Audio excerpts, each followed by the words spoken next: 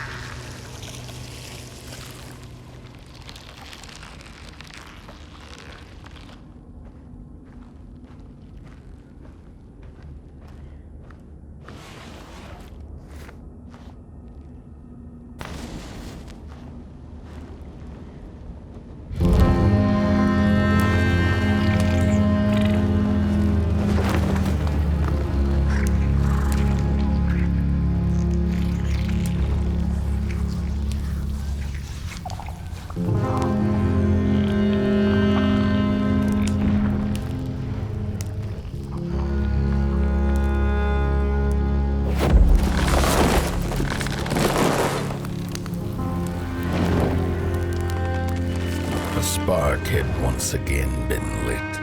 It was told that for the being who kept fire in their heart, all darkness would vanish. Nevertheless, this long night seemed endless and fraught with perils.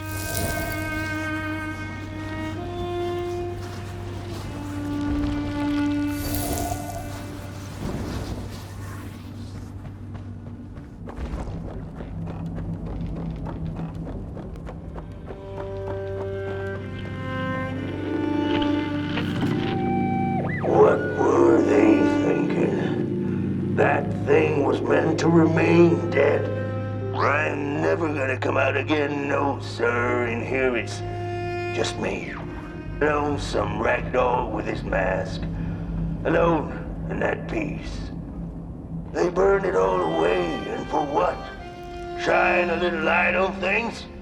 I can see just fine in the dark. In the dark I can see everything clear as day. What were they thinking?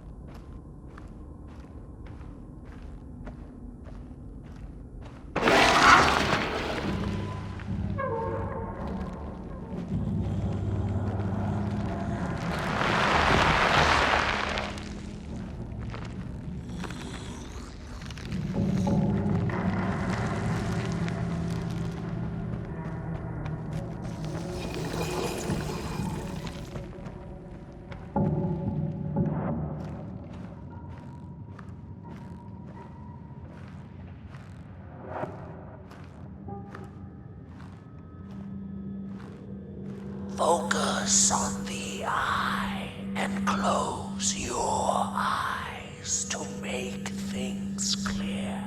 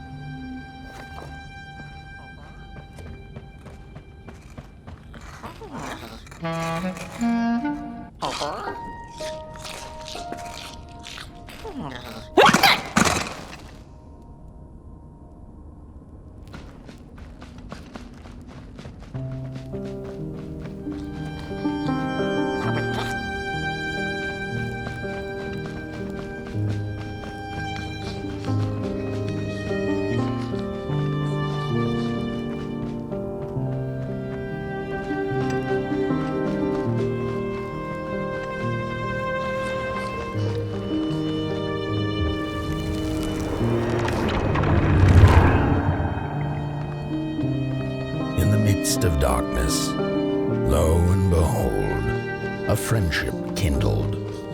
The fire that spread with it seemed so small against the vast night sky, small and flickering, but defiant.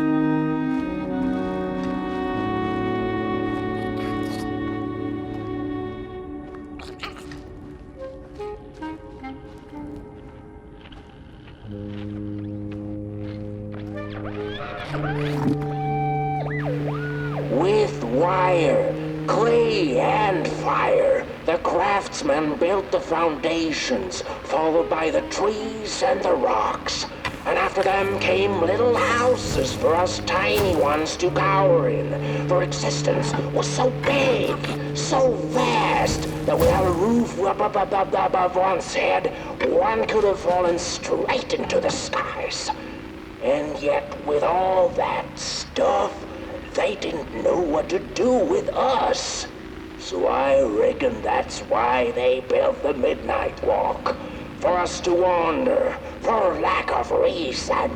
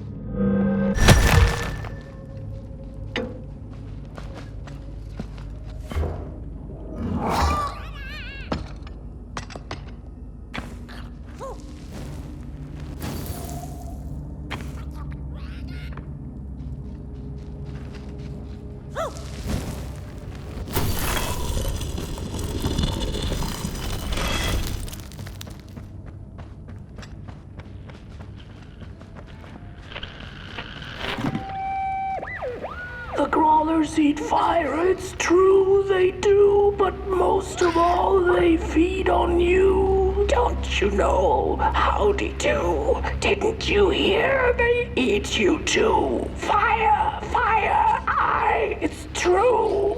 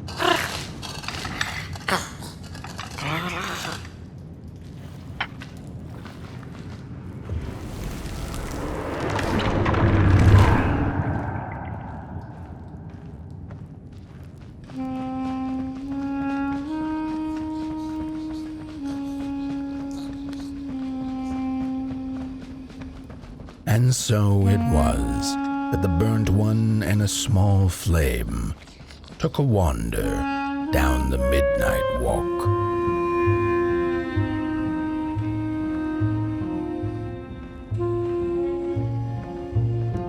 In the closing nights of this era, a wandering flame.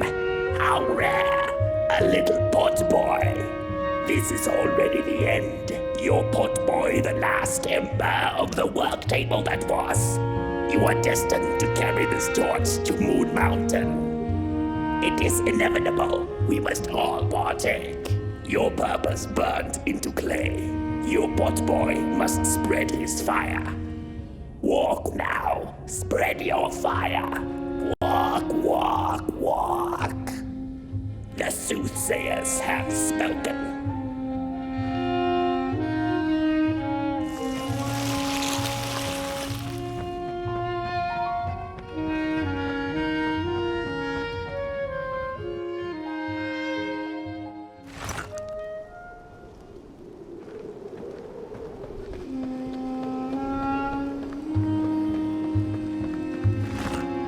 Whether they held or lacked reason, it didn't matter.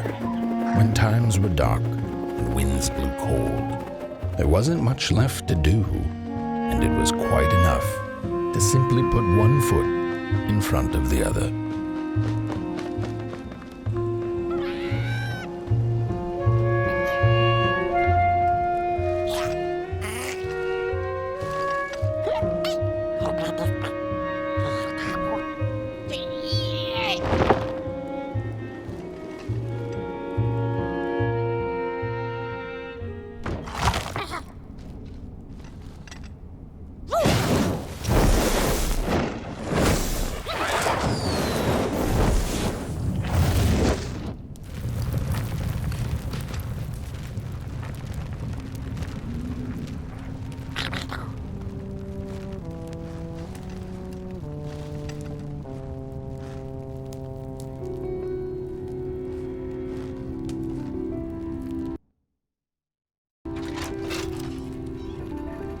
She came back one day from a long while of rock-picking under the gnarly trees.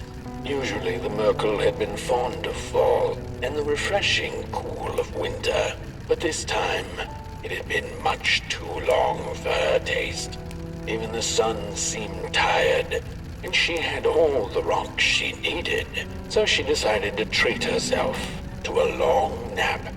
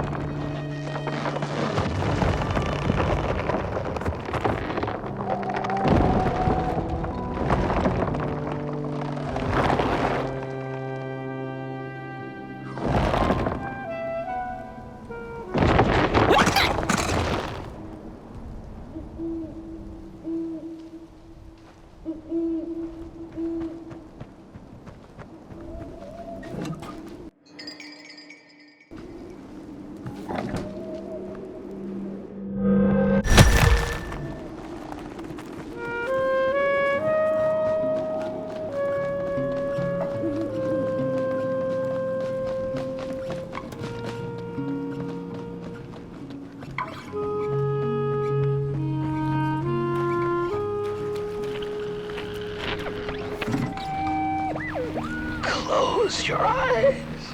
Listen. They sense you. They feel you. That's so beautiful.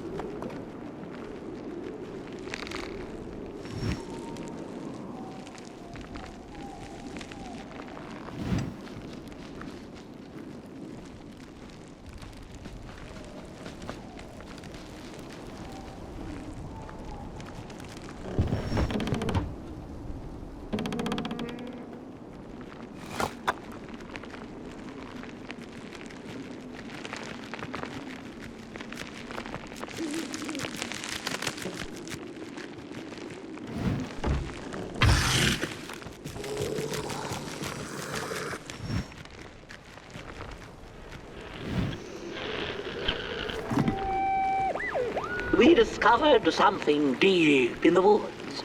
Not crawlers or ghosts, but something else.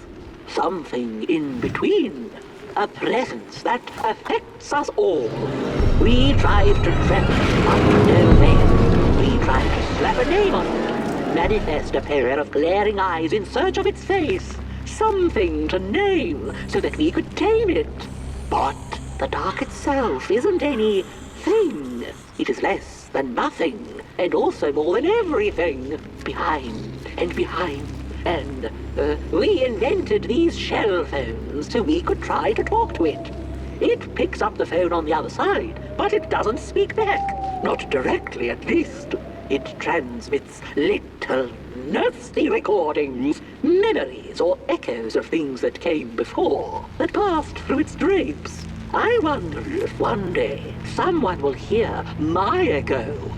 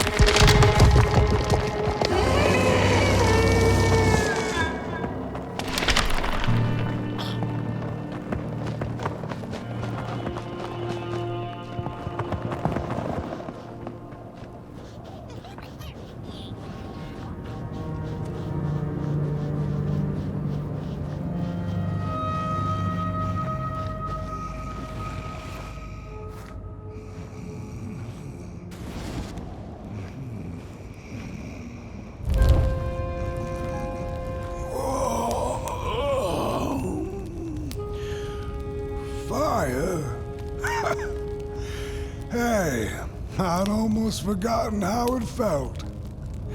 And salutations, burnt one. Fancy meeting one of your kind here. You're the caretaker of this little firecracker? I reckon you must be headed for Moon Mountain. Am I right? Well then, on one hand, it's just a matter of walking down the road. But then, on the other, the Midnight Walk has a mind of its own, and a mind to teach its rider a thing or two to boot. So if you are intending to walk the walk, you better... Howsy! Didn't see you there. So glad to see you back on the move. And as I told you, it ran away from its owners. It's been waiting for the right passerby ever since it ended up here. Well, Mac, don't let me keep y'all.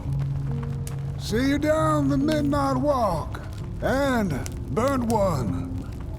Wherever you end up this long night, Keep that fire alive. It's really all that matters. Don't take my word for it. Just see for yourself. Some folks certainly know how to talk the talk. What you lack in talk, burnt one, I trust you make up for in walk. Be wary of the dark itself. It's full of ideas, but it is always hungry for more. Enough talk now. Time to listen. Listen to the road, the trees, the shadows, to the stars. Oh boy, you'll be amazed what you'll hear if you listen a little.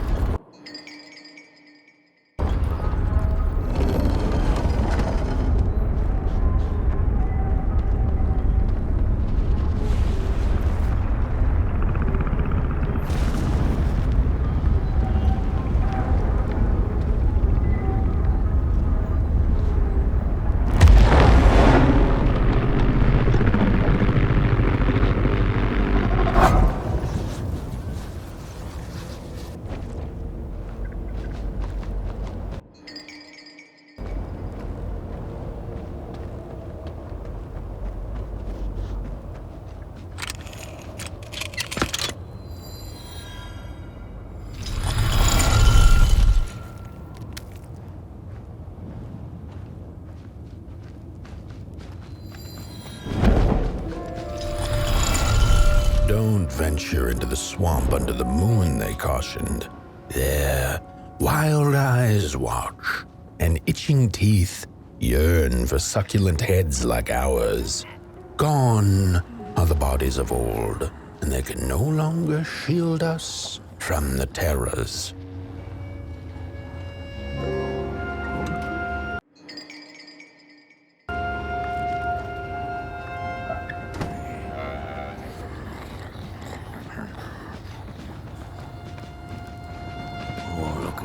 Fans. No, my stick! Give it back! No! Oh, my stick! My favorite stick! Oh.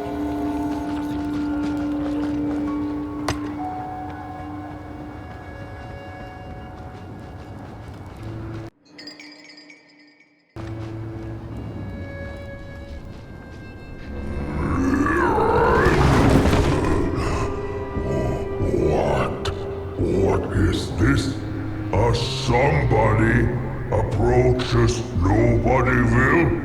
Your wretched limbs an affront to nobodiness. Unless your fire can prove itself useful, there will be no passage for you, limb tree. Go away.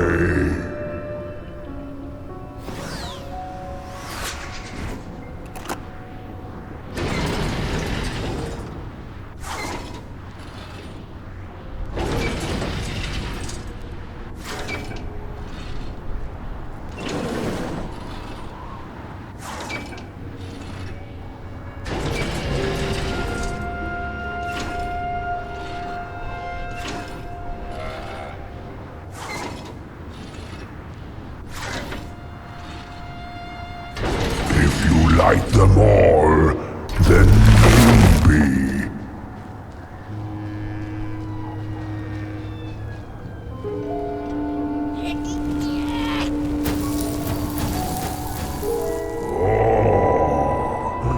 The candles have not been lit since before the great beheading.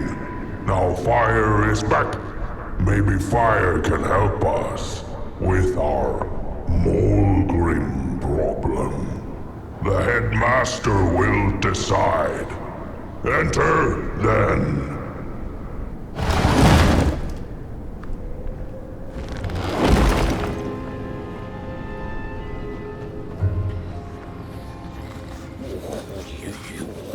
You get out of here.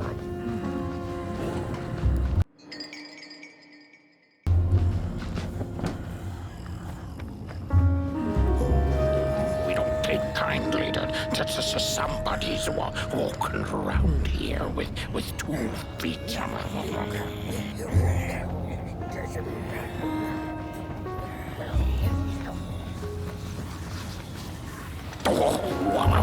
What do you think you're doing here? You can't be here. You shouldn't be. Why are you here? Here to set us on fire? Well, you can't. True fire. We nobodies haven't been graced by its warmth since the bodies were banished. They used fire for war. Yes. Now once more, somebody disturbs our peace and sets fire on things with its tiny fire devil. You must leave at once. Leave or face our...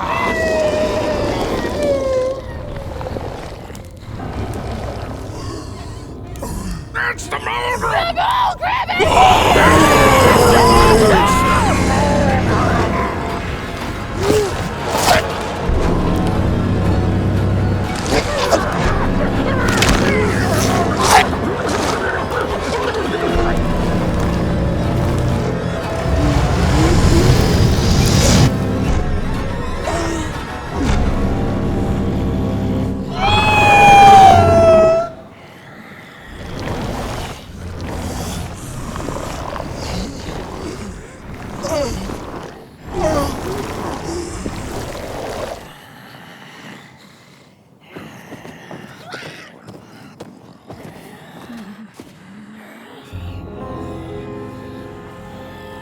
I guess I'm the headmaster now. As you've observed with your own head globes, we have a problem. It is called the Molgrim. The Molgrim. Recently she has become bold, moving ever closer to Nobodyville. You should help us get rid of her. Yes, get rid of her. Tame her, just make it stop. And by the powers suddenly vested in me, I will, shall grant you passage through our fair Nobodyville. Here, take this. Now, go do the quest. Meet the problem head on. Tame the Molgrim, and we will. I shall graciously let you pass through Nobodyville.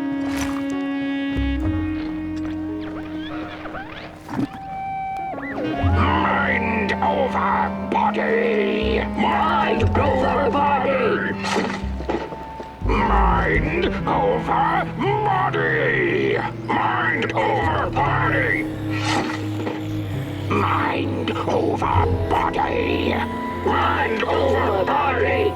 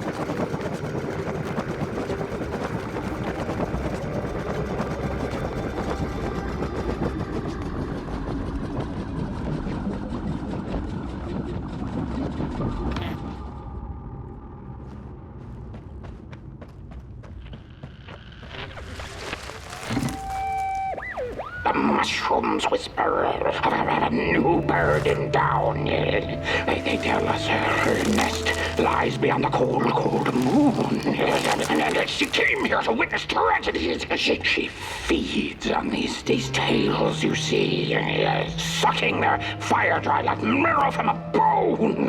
Her eyes are on us now. Like a vulture she waits, knowing that we somebodies are about to tear each other apart.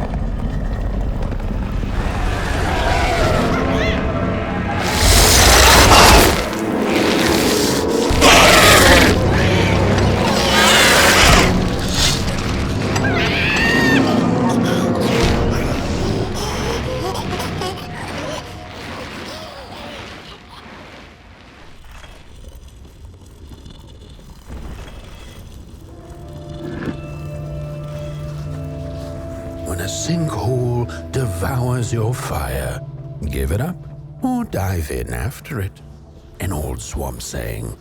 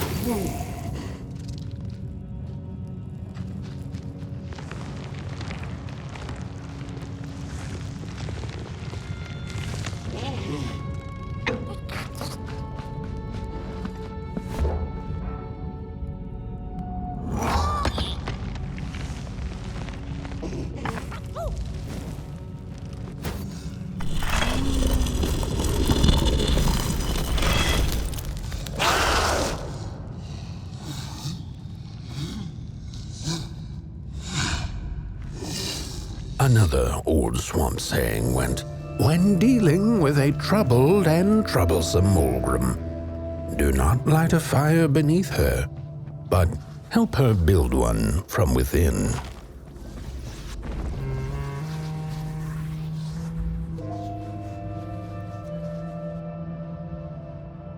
Oh, my neck hearkens the anguished howls of the Mulgrim, and the bitter patter of feet. A somebody and its flame, albeit a small one. 'Tis enough, perhaps. The Mulgrim's precious shards, they must be returned to her lair, to her cauldron.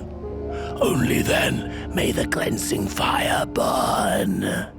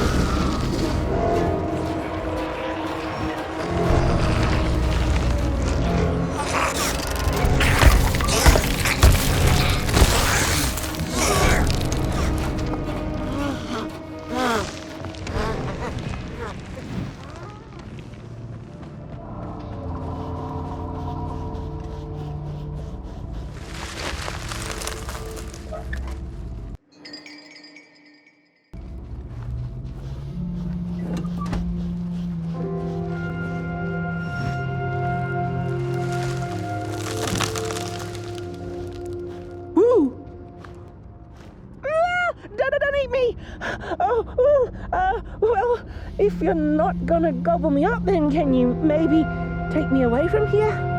Please? Somewhere closer to Nobodyville and away from here. Get me out of this neck hole, please. I'm begging you on my bare chin, and I'll pay you for the effort. Handsomely with a beautiful shard from the Mulgrim's cauldron. If you just take me to the outskirts, closer to Nobodyville, I'd find the rest of my way back for sure. If you've nothing better to do, that is.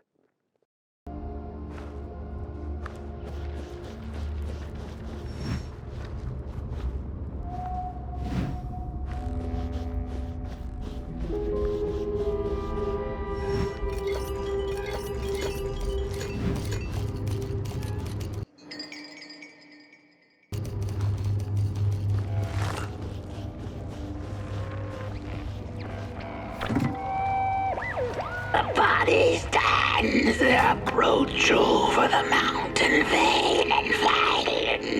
We ragdolls observe, we record, and we mimic.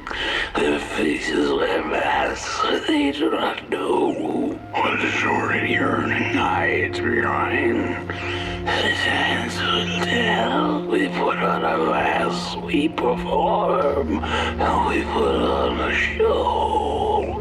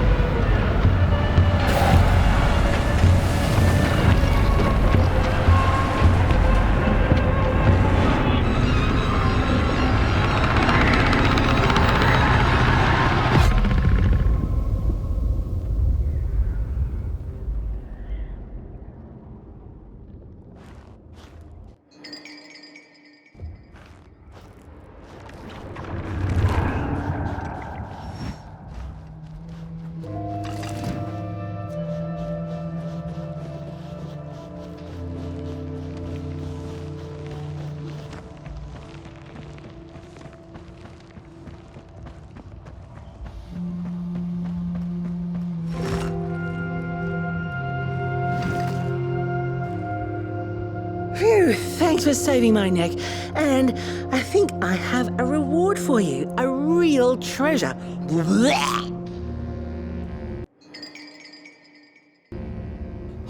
There you go. One of the 3 missing shards from the Mulgrim's cauldron. Yeah, I stole it. Oh, I thought I could maybe buy me some kind of ticket away from, well, everything. Start anew, you know? A good head on a pair of healthy, strong shoulders. Eyes on the horizon. Gosh, the horizon. Do you know I haven't seen it once since I lost my body?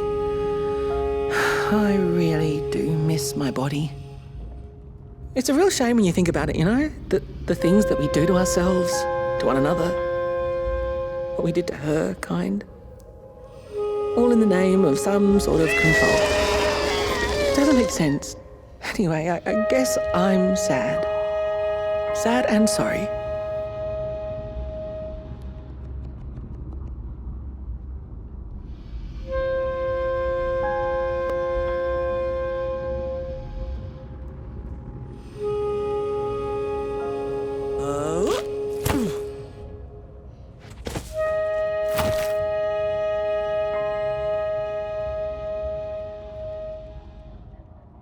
Hey, thanks. You're a great listener. You know that? Just take care of that shard now. Maybe put it back where it belongs and... yeah. Goodbye.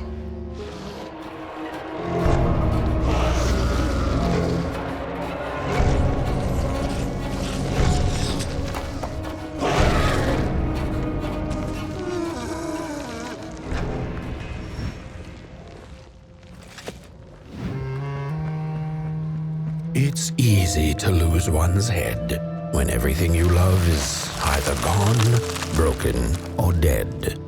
Yet another forgotten swamp saying.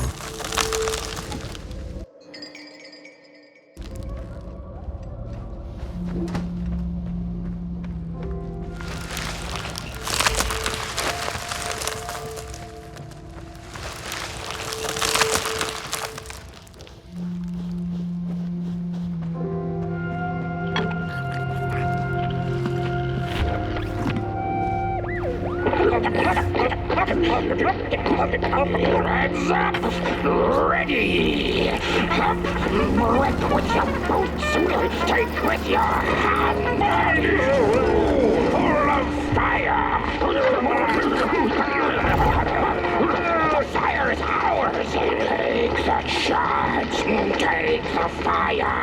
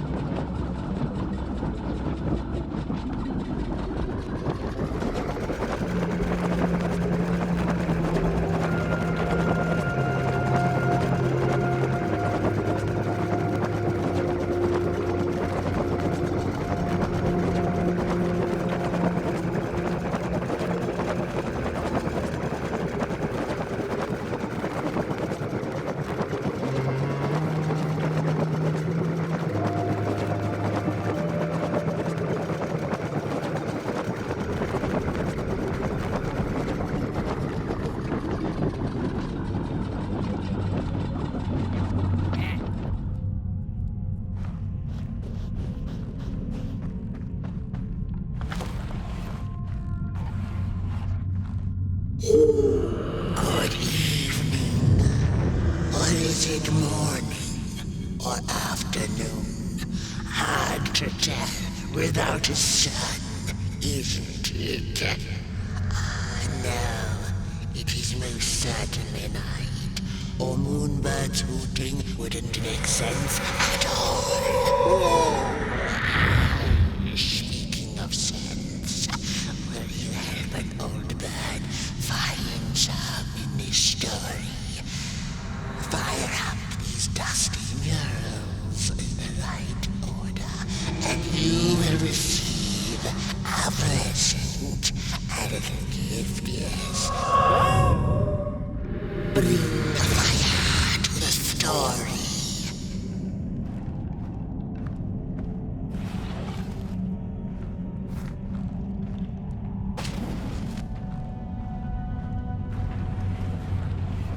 Once upon a time, the Mulgrims lived in peace. Peace ended when the violent somebodies invaded the valley. The valley was taken, but then began the battle of the bodies. Intriguing. The battle ended with a great, gruesome beheading.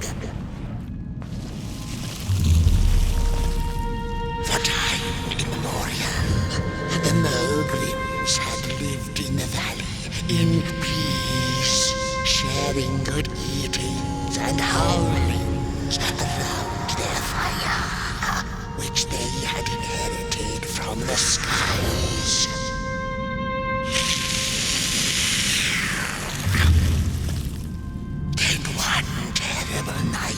In the violent somebodies, they hunted the Mulgrims for sport and took their fire for themselves.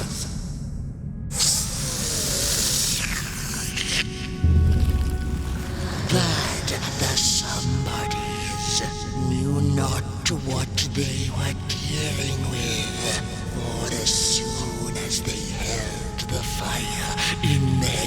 chubby hands. They began to fight one another with it.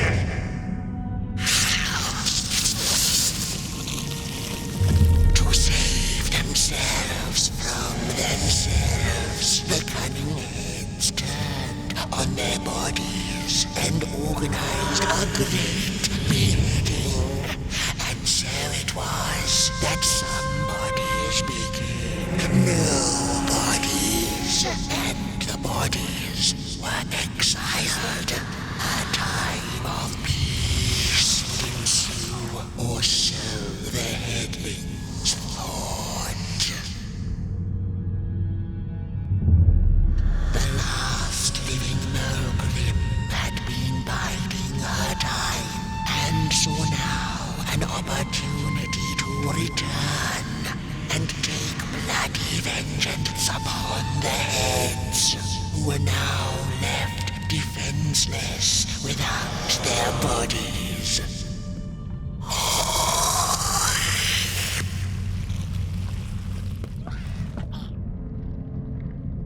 And the time of the Mulgrim begins anew. A storied meal indeed. Moonbird thanks you for feeding her and proudly upholds the promise. A gift. A shard from the Mulgrim's own cauldron. It looked so shiny in the moonlight. Moonbird simply had to take it.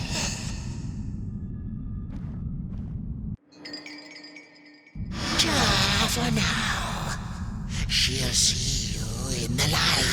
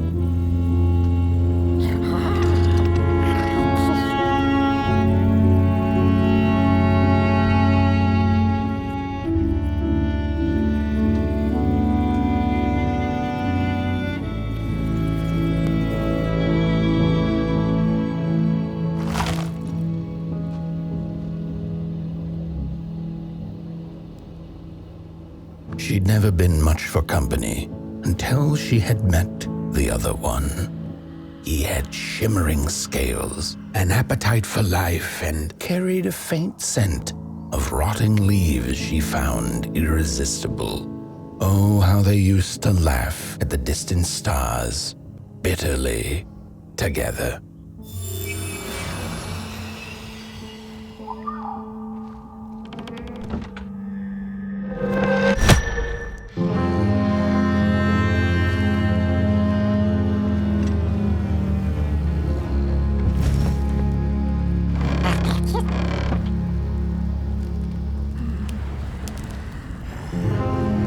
The howls of the Mulgrim have gone with the wind, and our headaches settled into gentle throbbing.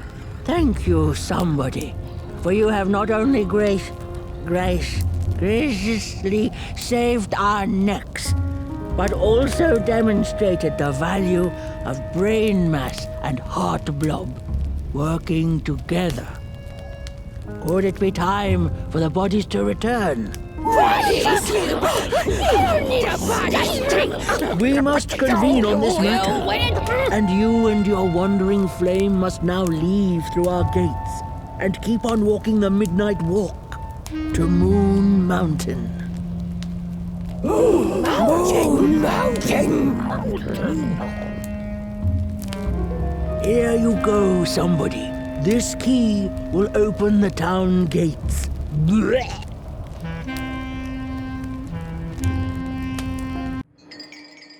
The mountain once again beckons, and the call is answered. Fare thee well, and take good care of your flame. The dark itself is hungry.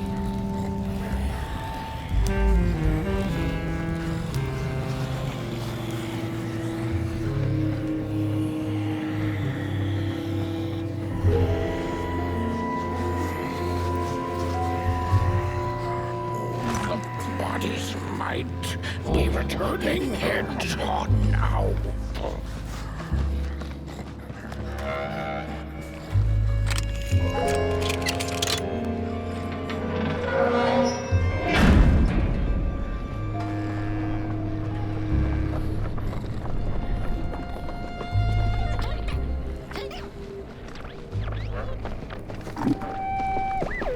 I've had enough.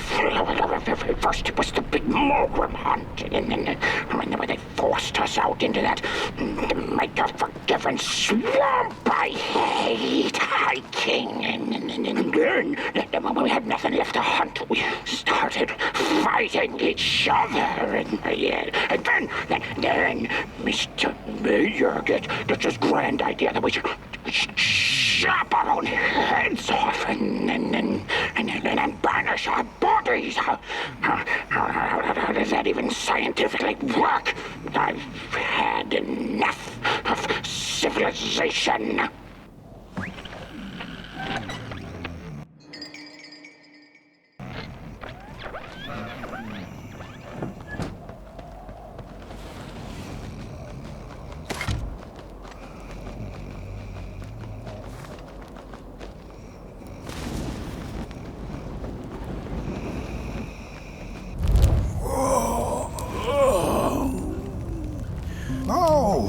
Back from a little swamp detour, huh? Hope the heads didn't give you too much trouble. At least your head looks attached to its shoulders and your friend's is, well, burning. So do not despair. Should you once again lose your way along the midnight walk, you're probably meant to.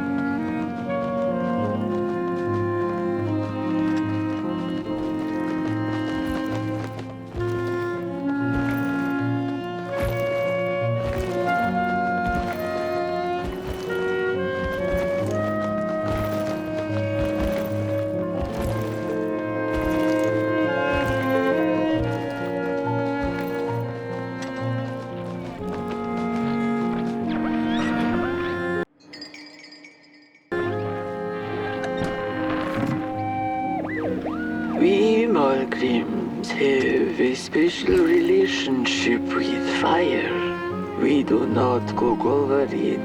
We do not shed tails around it. We care not for its warmth. Ours is a different connection entirely. Fire is our window to truth and into the world beyond clay, to which we must return. We are noble beings, bringers of bugs, slime, and mushrooms to help decompose the old and to bring about the new. We are the caretakers of this world, and woe be to those who seek to end us, for they seek to end themselves.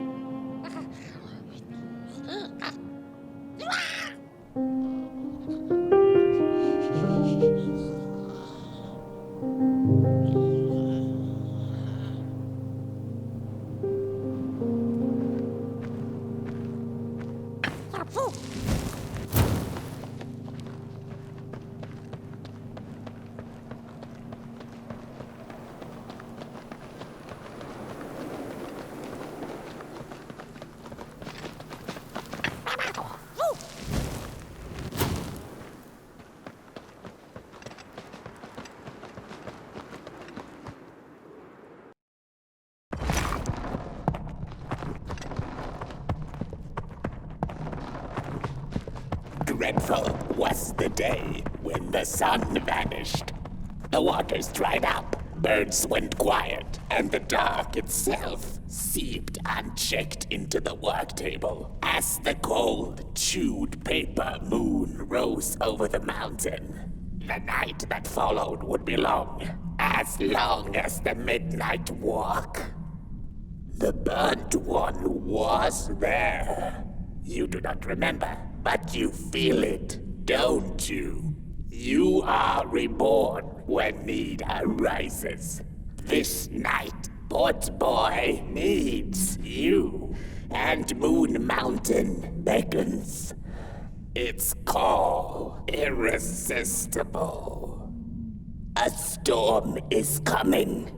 The soothsayers have spoken.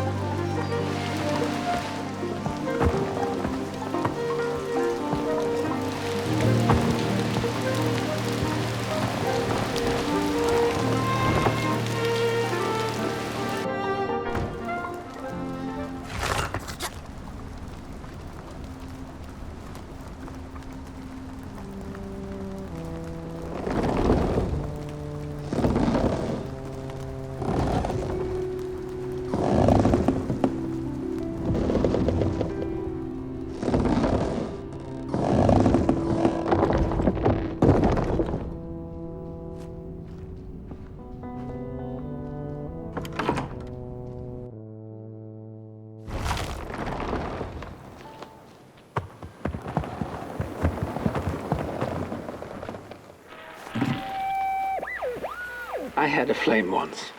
It was beautiful and bright. It spread its light, brought me and my neighbors warmth. and it was always hungry. No matter how much I fed it, it kept on growing and growing. And one day it got big enough to start walking the long road. I didn't guide it. It dragged me along for the ride. I followed it for a long time. But it would the road ever end? What was the point of the walk? Things kind of spiraled. Road took me on dangerous detours that didn't make sense. Before I knew it, my flame began to fade. Until it... Well, I don't think I was meant to carry this flame.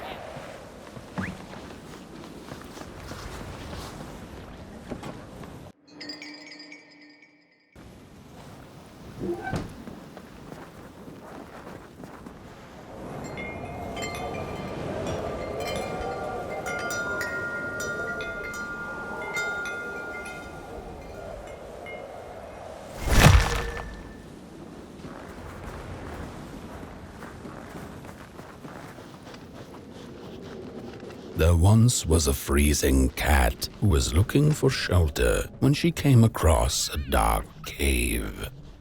"Step into my abode," offered the dark. "It will warm you if you surrender your wants."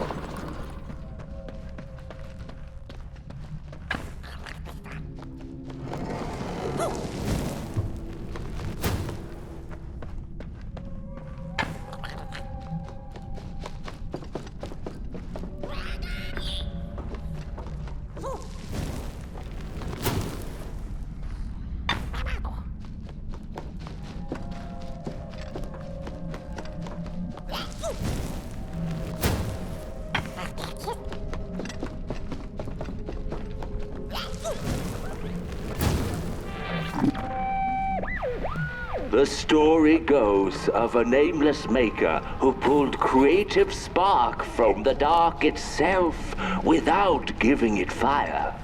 With his dark source, he managed to create swaths of land in no time. The dark itself waited for a gift of fire, but the maker just kept on taking. Too busy building his crooked fences and watchtowers, kept his fire locked away in his chest. One day, he decided to create the first people to inhabit and appreciate his creation. It was then that the dark corrupted the maker's clay, guided his greedy hands into creating not people, but the first of the fire-eating crawlers. And they crawled into this world absolutely starving.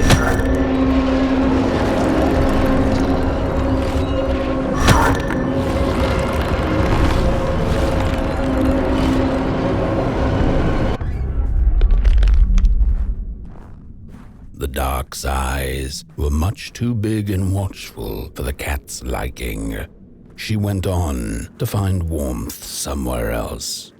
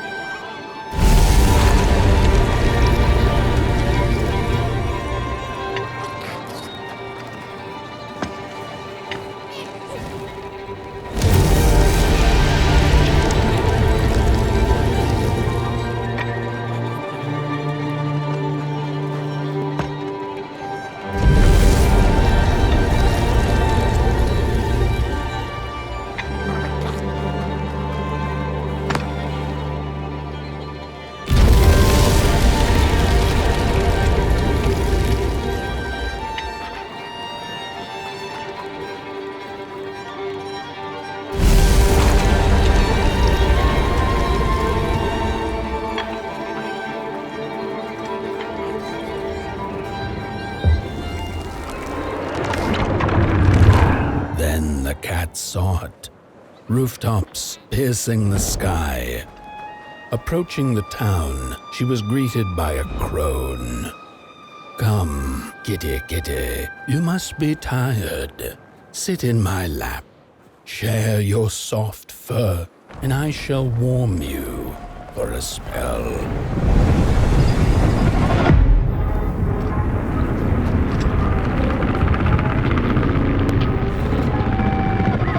Hello, Mother. The well said to give it a match, so you and I could talk again. I hope this works, because that was my last one, and well, it's cold now. But it doesn't matter. We can finally talk after everything. So, how are you? Do they have fire where you are? Not the hellish kind, I hope. Is Father there too? I think you should talk to him again. I know it doesn't seem like it, but I know he loves you still. I love you. Still. I can't feel my hands. I can't feel anything.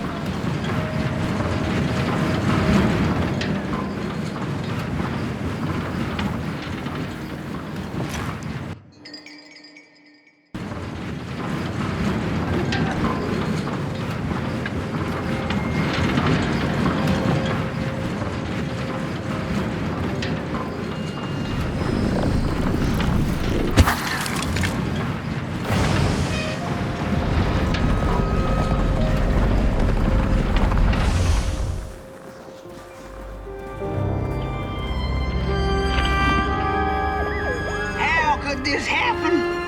Whoever did this? Oh, the flame warms the righteous, but the wicked who love destruction, the flame burns with a passion. How will we warm the furnace? Feed the thief to the furnace! Feed the thief to the furnace! Coalhaven is doomed! On the wicked the flame shall rain fiery coals and burning sulfur. A scorching wind shall be their lot. Come forth, thief, and confess your hideous crime!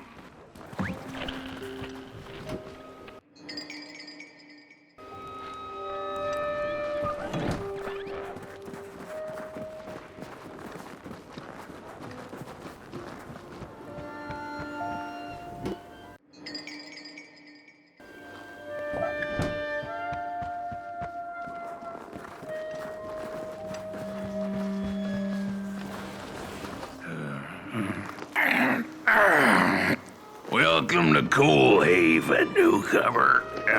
Good to see a flame in these parts again. I'll be your guide tonight. This furnace here used to run on coal and fire, don't you know?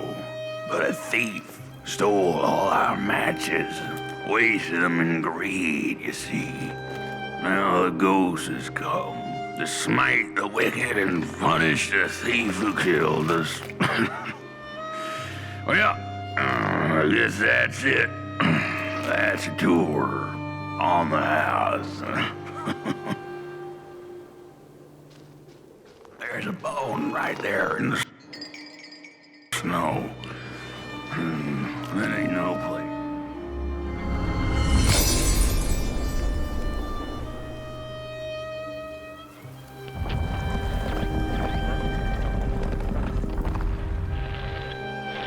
Oh, do you feel that?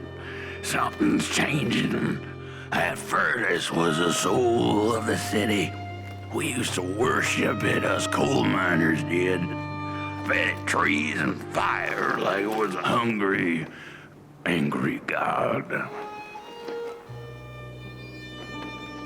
This broken body's going nowhere, but yours is. Walk the streets, listen. Just don't believe everything the half-dead say.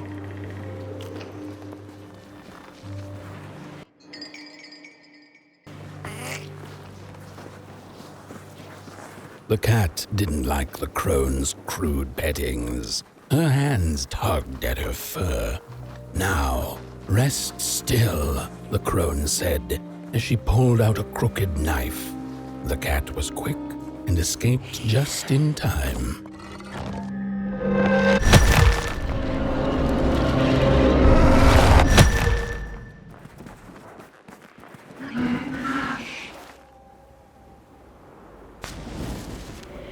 Listen for the bone.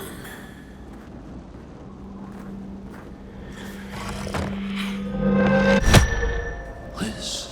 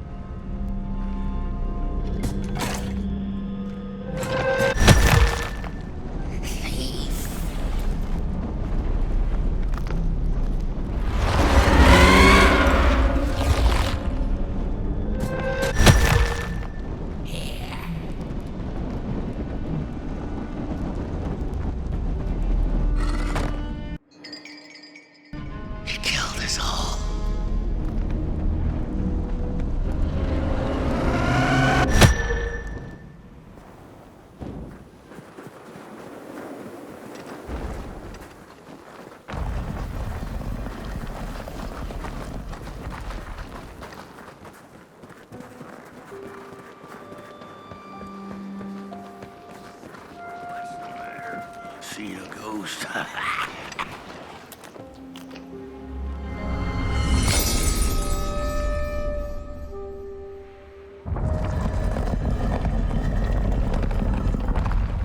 The thief loved the stars. Would have plucked them out of the sky if it were possible.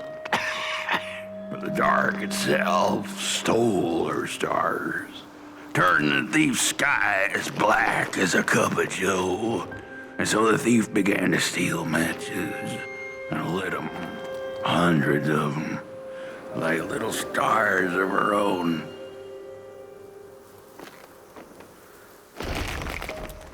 The crooked path to the house on the hill lies open.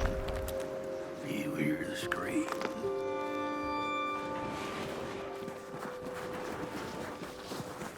Wherever she sought warmth, it had a price. The miners needed the cat to get rid of the rats, and the vicar wanted her protection from bad luck. Bony hands reached out from all around her, trying to grab her.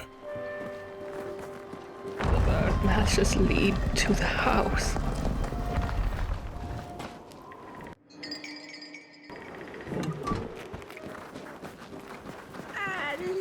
We're running out of matches. The furnace is dead.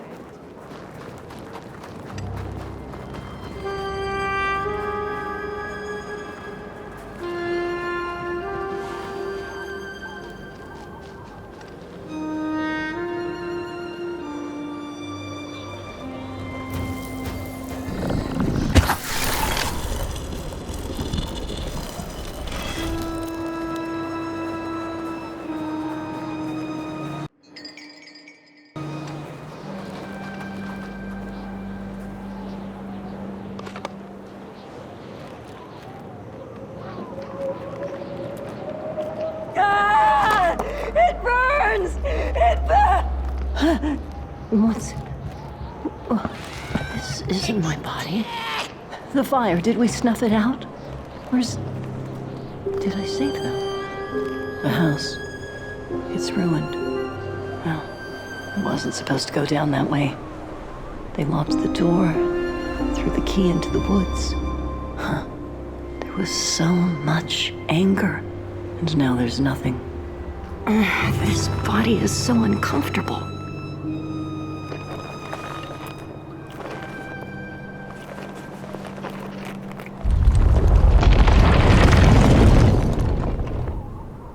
While I was in the black, I had a dream. There was a monster in the woods, with our door key dangling from its tail. I ran, tried to chase it, grab the key, and when I did, the creature turned around, and its face, it was the face of this whole town. The key, I have to find the key in the woods, where the wild things rest.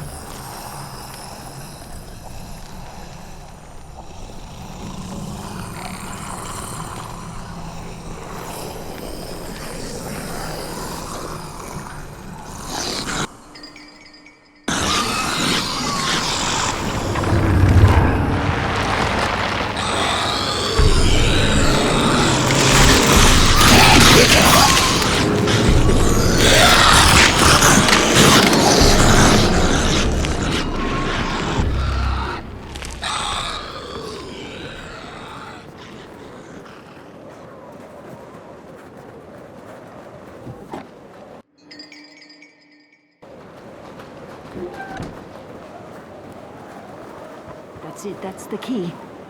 Unlock the door. Please. I want to see my home again.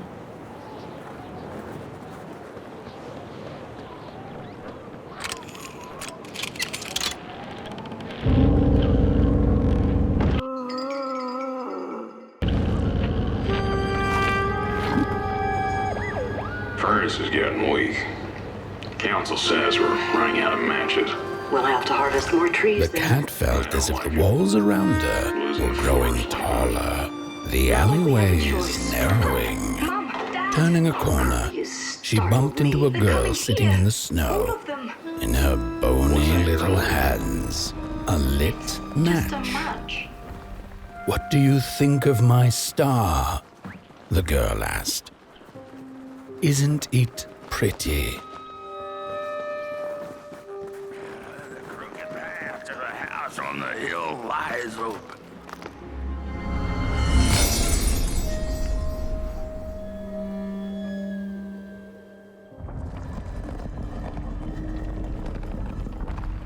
With no matches left, we couldn't light the furnace.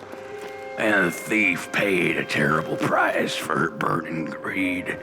As the furnace died, one by one, so did we. But before we perished, the dark itself moved into our hollow husk, turning us cold and wicked. If I had a heart, I'd feel great shame for what we did. I'd feel great shame for what we did. The old man feels it too. Should have been long dead with the rest. He just wasn't ready to go. At least he has a reason for sticking around.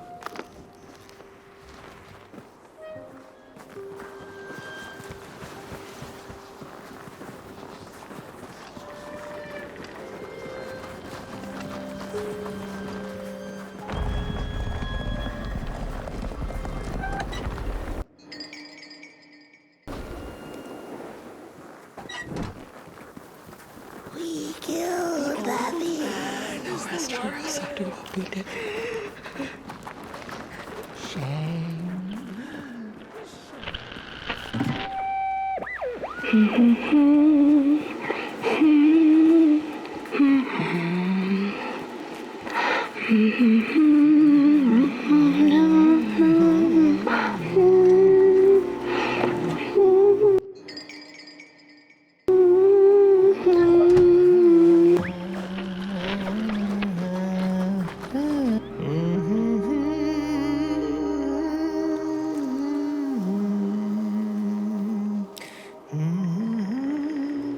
Oh, that voice. What I wouldn't give to hear her sing again. Those sweet, sweet tunes like fallen leaves of the trees that were. Such a waste. Such a shame. I wish I could hear her sing again. Just once. Just once. Oh, I know she stole from us. I know what she did to our town. But she could sing. This town's not much without fire, no. But it's even less without song.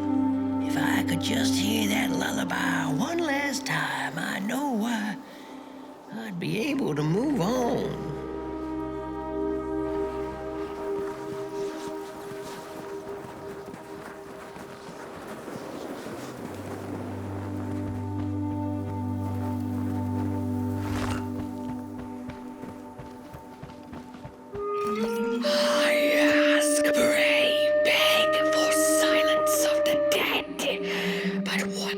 Darkness gave a singing head.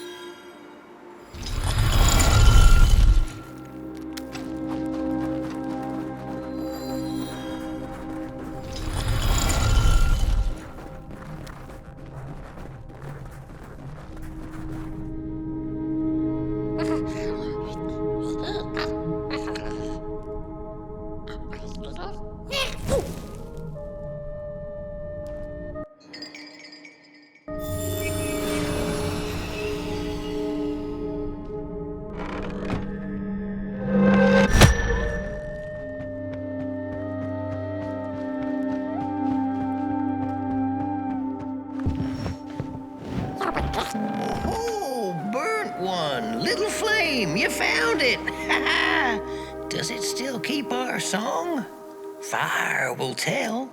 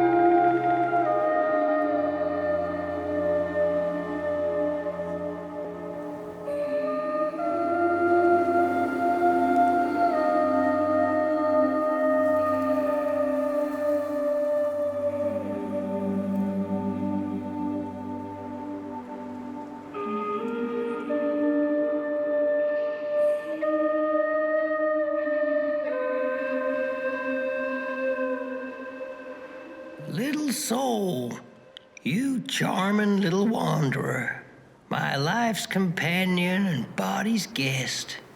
Where are you off to now? I don't know what I thought would happen. I feel a strange warmth, but just as coal runs deep in the earth, so is the shame a part of me, mine alone to bear. Burnt one, small flame. I am grateful, but I will not surrender my loneliness so quickly. I needed to ferment me, season my soul. Please, leave me.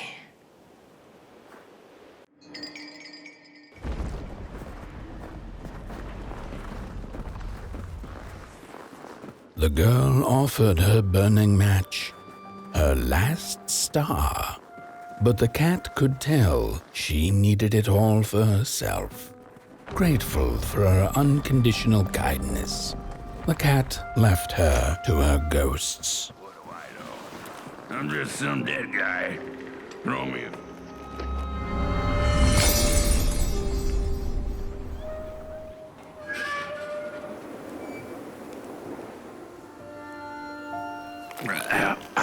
The door to the flame is open.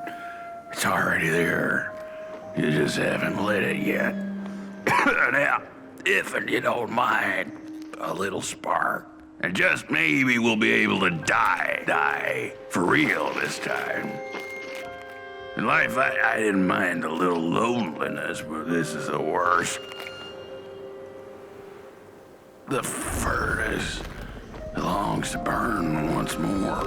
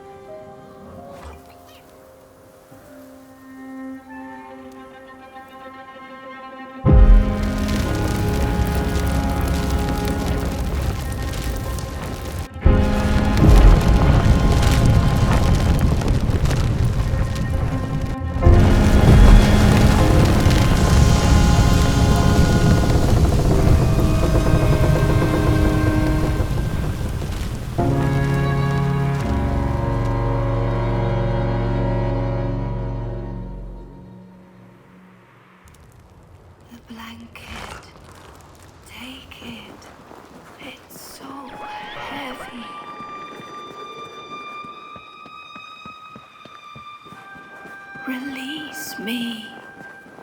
Light the match. The match. Light it. Please. One. Thank you.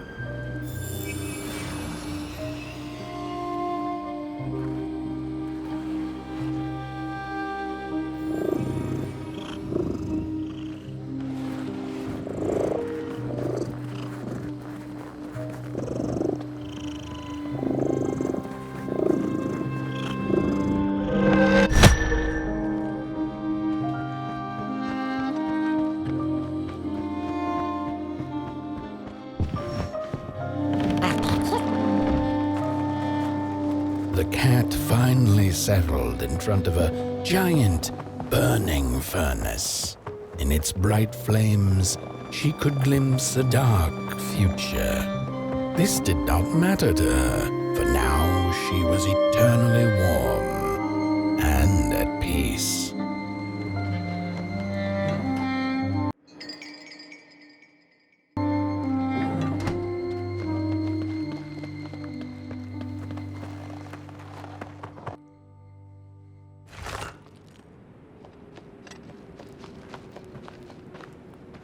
The flame burns still, and the fire has spread along the walk. The cold takes its toll, and Pot Boy's flame flickers. But it is still enough for the climb to Moon Mountain, to light the final fire. The road always leads to Moon Mountain. Hark! His fire belongs to the mountain. It came from beyond the moon. You have always been destined to burn. The soothsayers have spoken.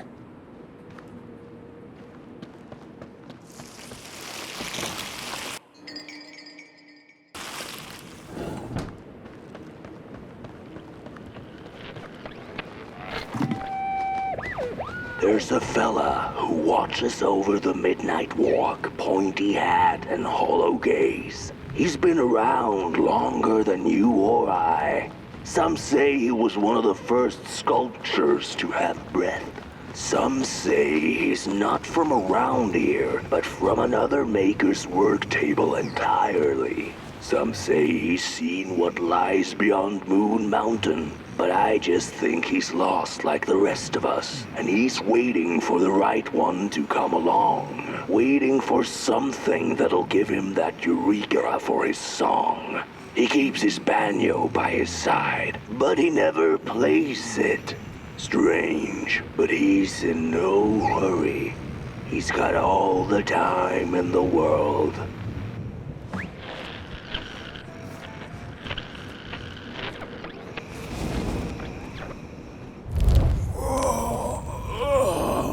Hey, my. The bird one and its flame approaches.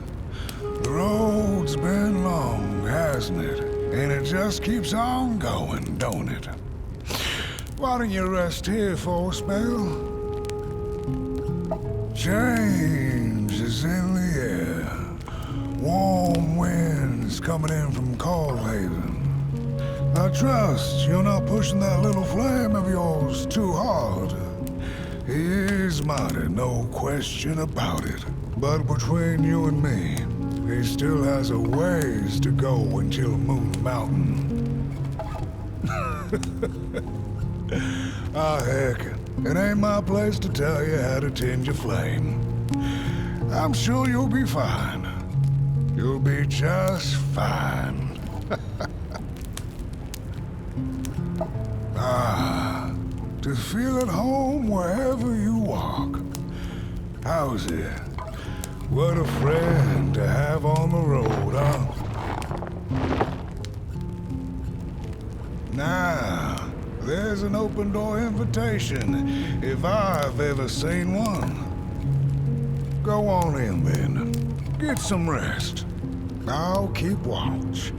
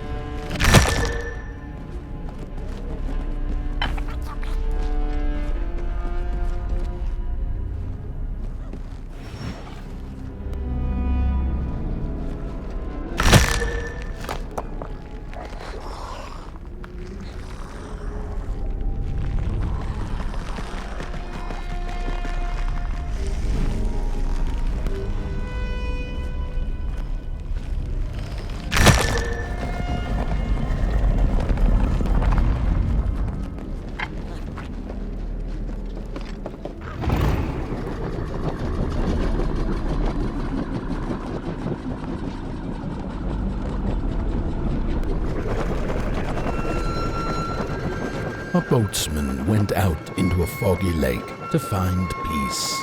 Then, out of nowhere, came another boat that bumped into his.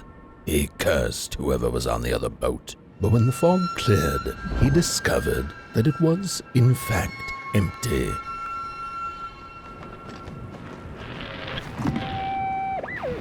These sarcophagi are molds, rebirthing the bodies of the burnt one. Failure after failure, they keep coming back. They lie dormant, and then they awake at an appropriate time, during times of dark, to perform a task. The taskmaster unknown, doom spelled on the flip side of a coin. Little dolls in a dollhouse made of matches. What's a story without a little adversity?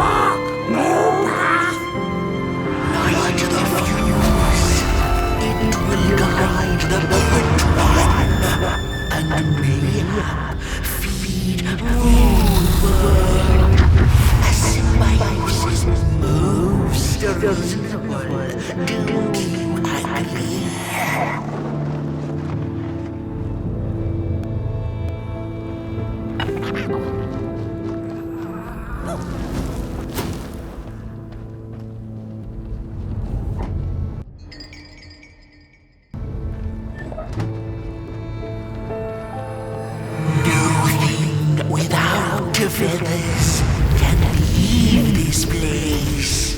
So long as the craftsman laments, lost in his terrible maze, you are so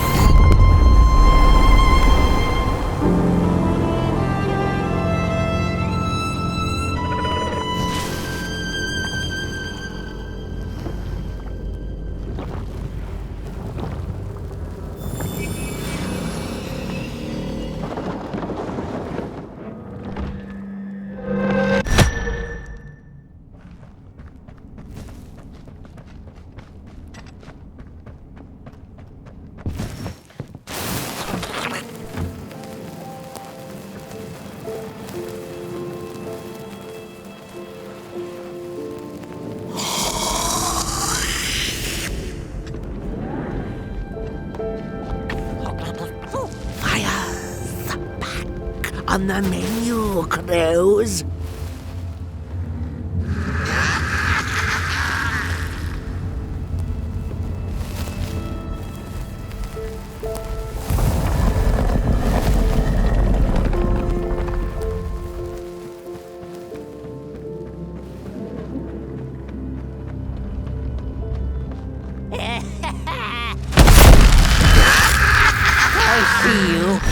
Crawl closer, Moonbird.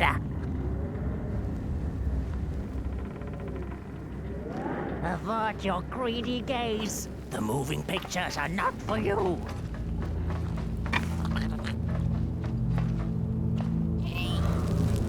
What are you doing back there?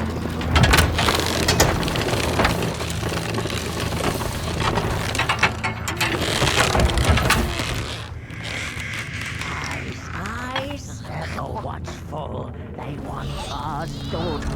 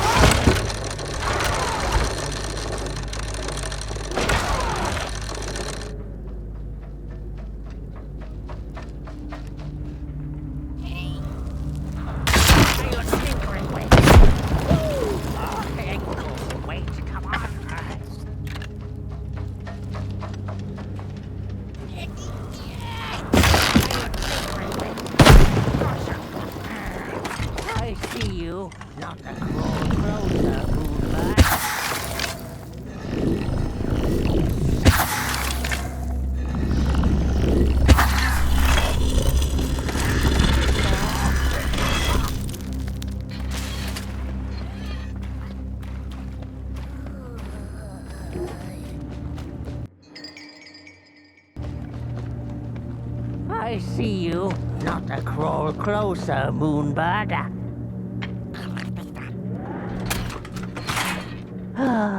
The pictures, they are moving again. Forbidden. It is forbidden. It is forbidden. Hush, no talking in the theater, fools.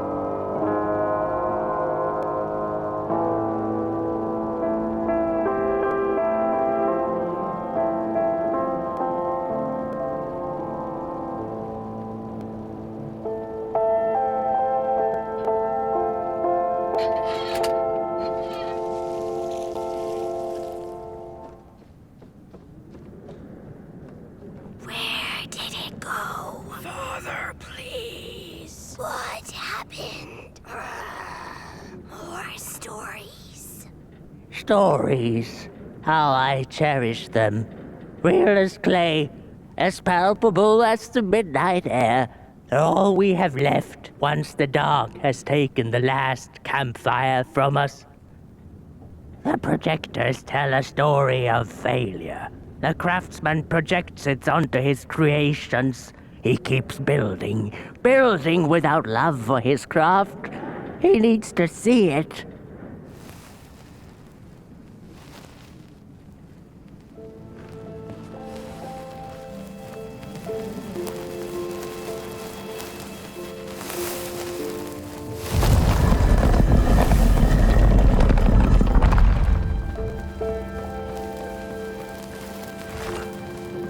The potter, stuck in the sinking clay in which he had dug so greedily, spoke his final verse.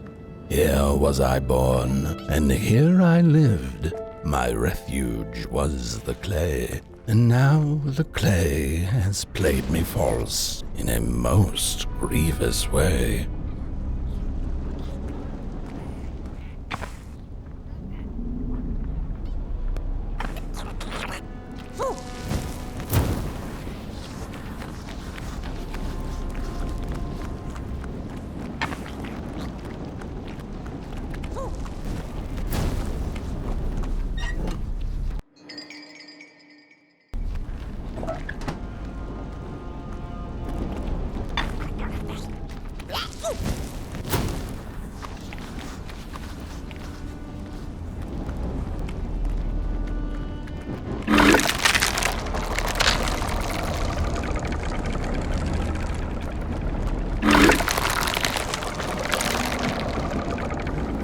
Blind explorers discovered a sleeping beast. Each of them touched it and described it to one another. Its skin is coarse, said one. No, its ears are big, exclaimed another. The teeth are its most prominent feature, declared the third. Who was right or wrong mattered little, as the beast awoke and ate them all.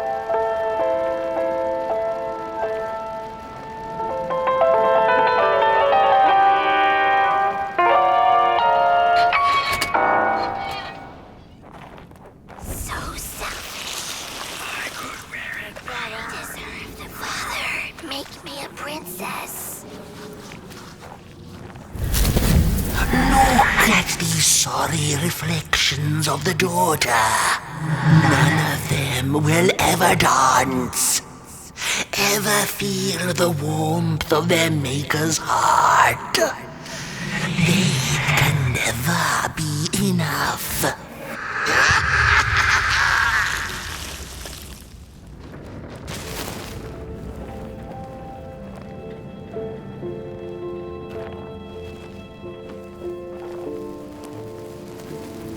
After years of searching for her son, the weaver was convinced she had lost him to the dark. One night, there came a knock upon the door. "It's your son," said a voice. "Please let me in." Thinking this was some cruel spirit come to mock her grief, she remained silent until her son gave up and left, never to return again.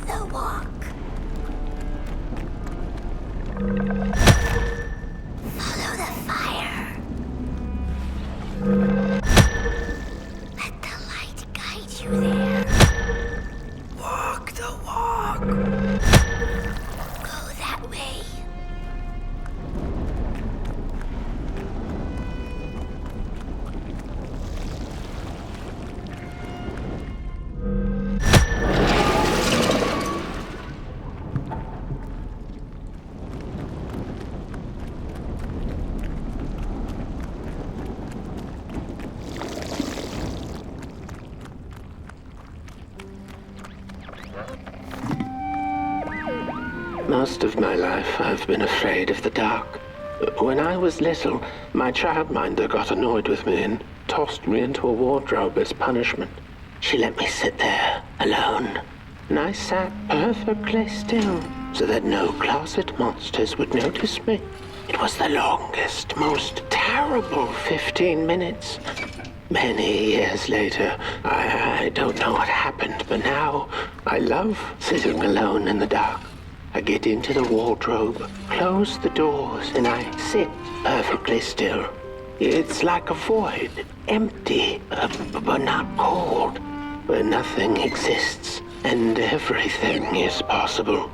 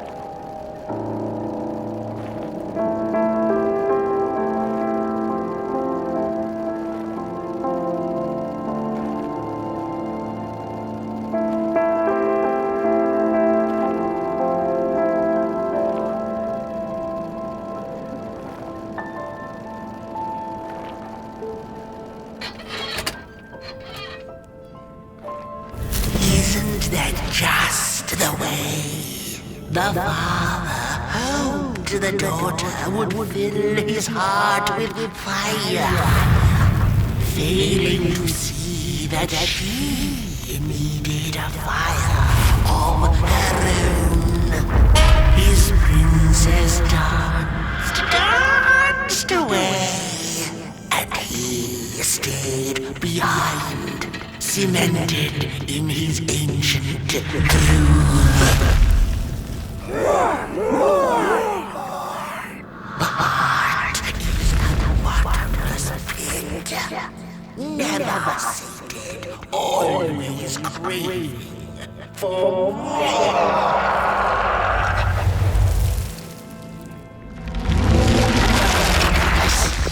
Enough. Keep on waiting, the midnight walking. Don't run all the way to your end.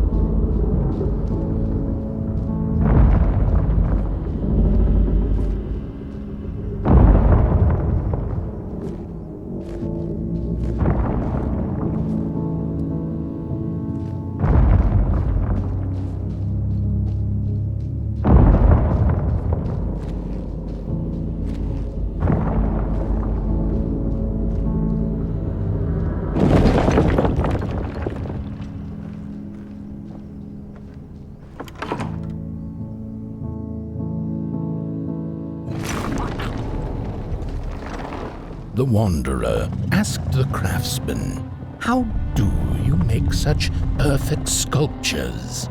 To which he replied, "Oh, there's nothing to it really. I go into the dark woods.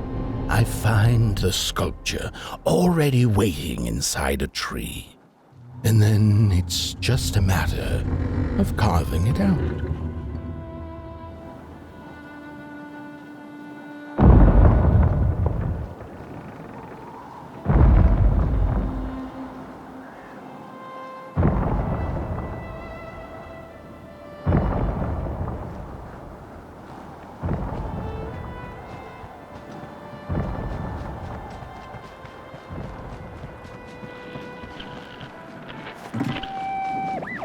When I was a child, I exchanged letters with a monster in the woods.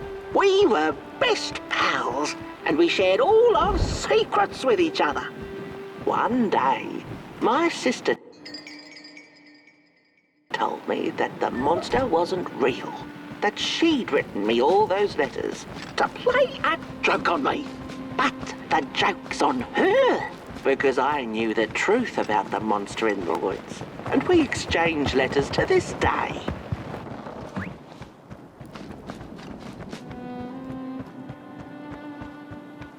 Hark!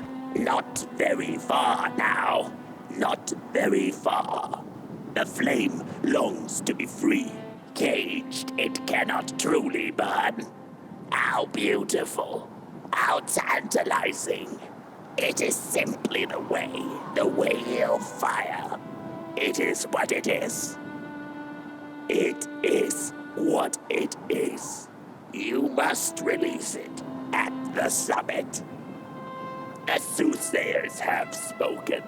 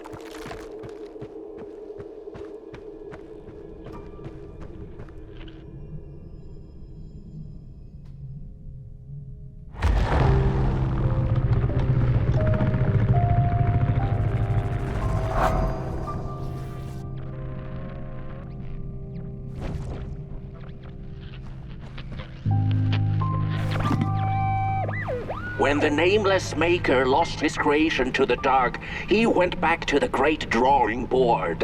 In his desperation to regain control, he made an attempt to sculpt the face of the dark itself. Something he thought he'd glimpsed in his nightmares. But the face wormed itself out of his mind's eye, and instead his twisted sculptures came alive, grinning and many-legged. Thus, the grinners escaped and seeped into this world, as a reminder to the maker that there's always something to smile about, even when things don't go the way you hoped.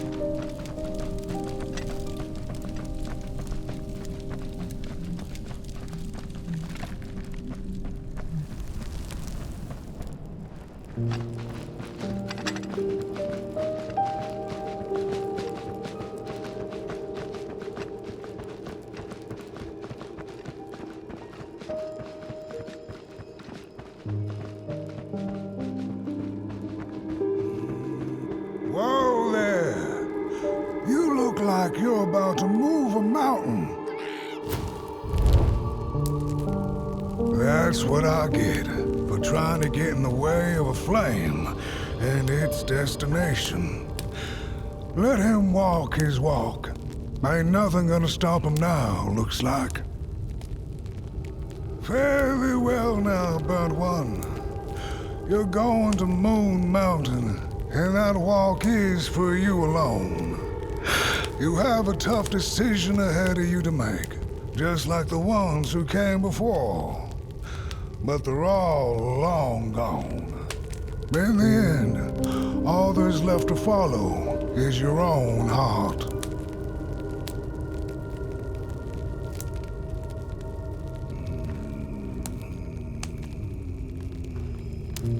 Hurry now.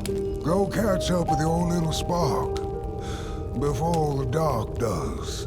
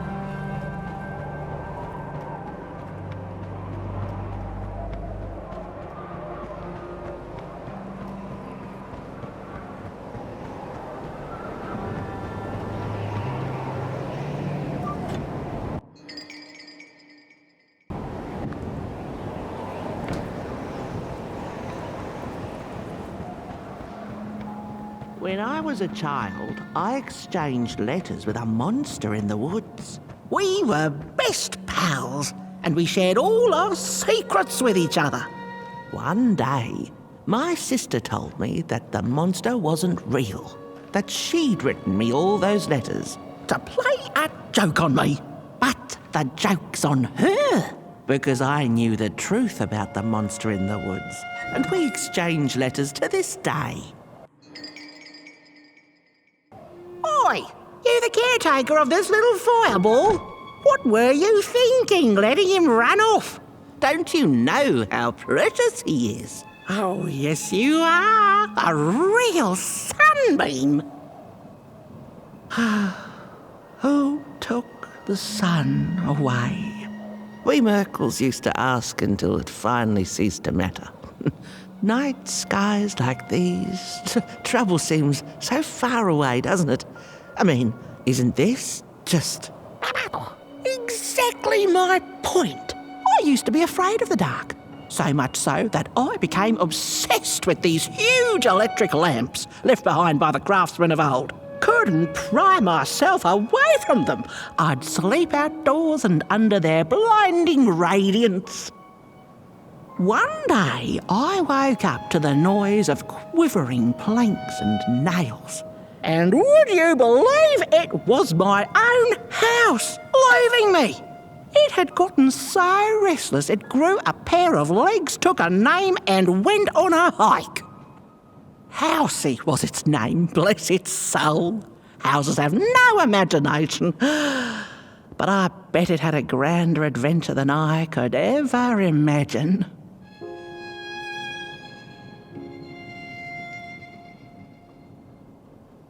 This little flame is your home, burnt one. Keep them nurtured and safe, and you'll always find yourself in the right place. Through the rain, in the dark, and over Moon Mountain. Look at those stars burning like so many candle lights. Isn't this enough? Light like yours is hard to come by these nights. Some long for it so hard, they go looking for it in the wrong places.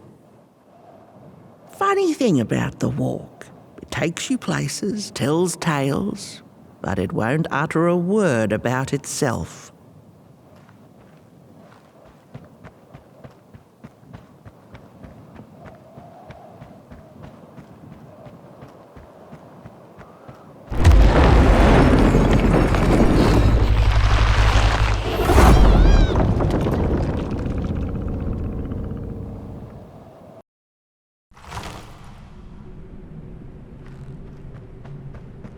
What is the dark? Is it ugly and cruel? Is it a place for monstrosities, for fools lost in the woods? A terrible void where all your nightmares come true.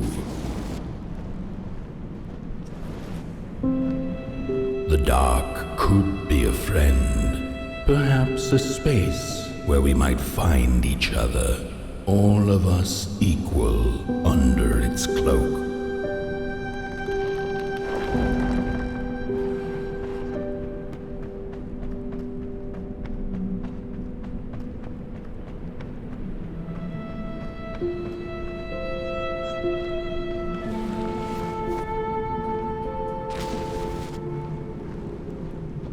The dark could be an embrace and the release of the old, like taking off a tight shoe, laying bare one's feet, and taking a first step onto a new adventure.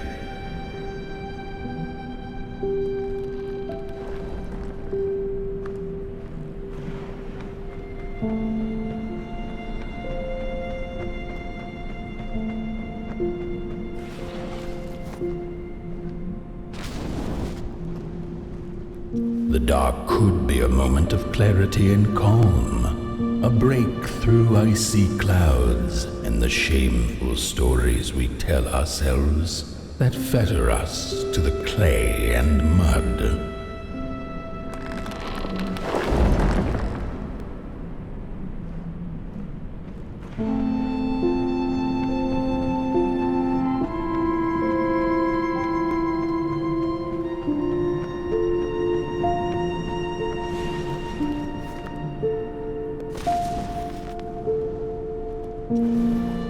The dark could be the space and time that we need to recover from the death of a dream. and the quiet promise of new beginnings waiting on the other side of grief.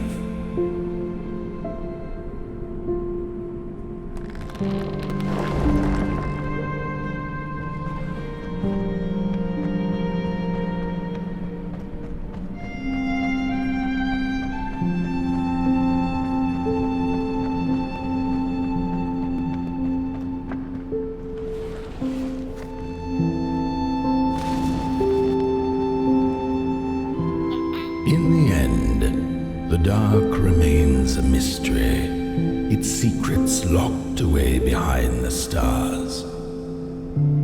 But one can rest assured that it is always there, watching, patiently waiting for us to enter it, with fire in our hearts and with eyes wide open.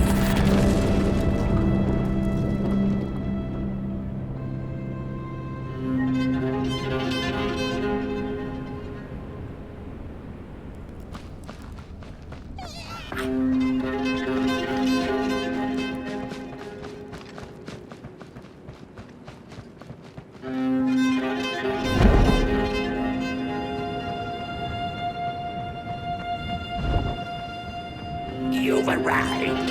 Hark! Your fire is dying, but the last embers will light the final fireplace and send your pot boy home. Can you do what you must? Naturally, you must. It is destined, and you will be loved and forgotten. The soothsayers have spoken the last words. It has been an honor to watch your journey to the work table's edge. Now go and burn.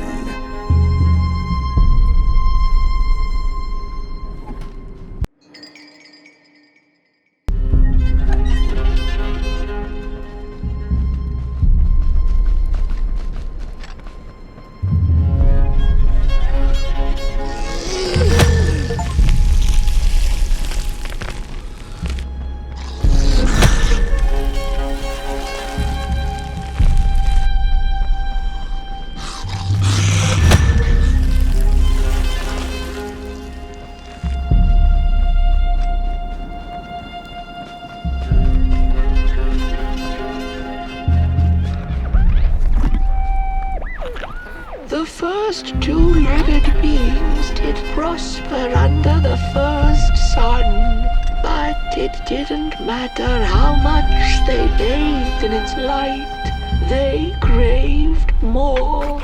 They sought to cage the sun, harness its power, and make it theirs.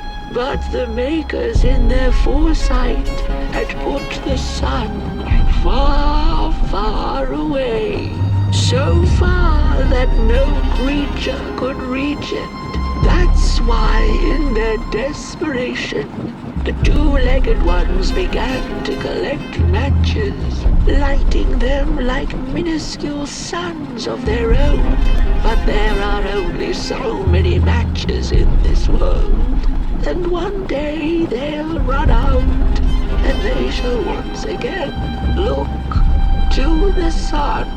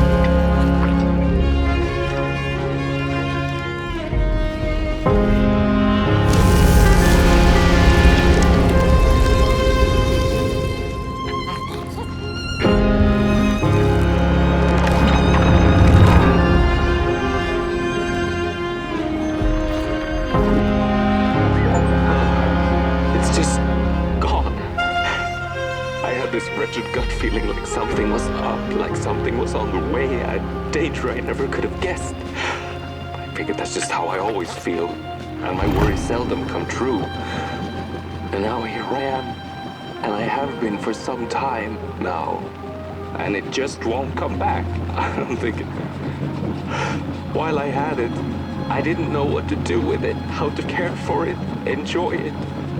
But if I had it again tonight, I'd probably waste it all over again.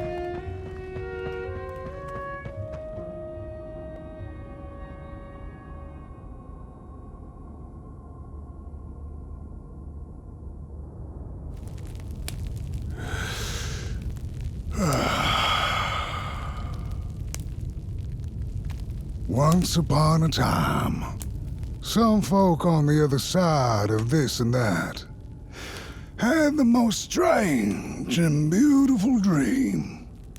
I hope that tonight you caught a glimpse of it, and I wish you the levity and grace to smile in the darkest of times and on the way down your midnight walk.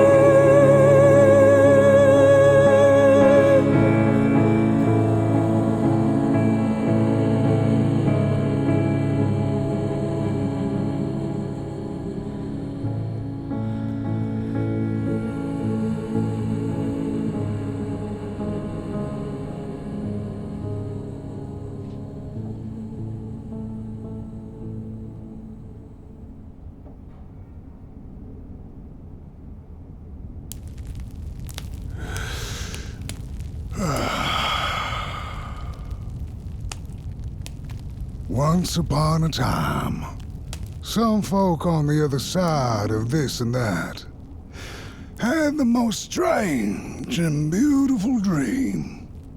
I hope that tonight you caught a glimpse of it, and I wish you the levity and grace to smile in the darkest of times and on the way down your midnight walk.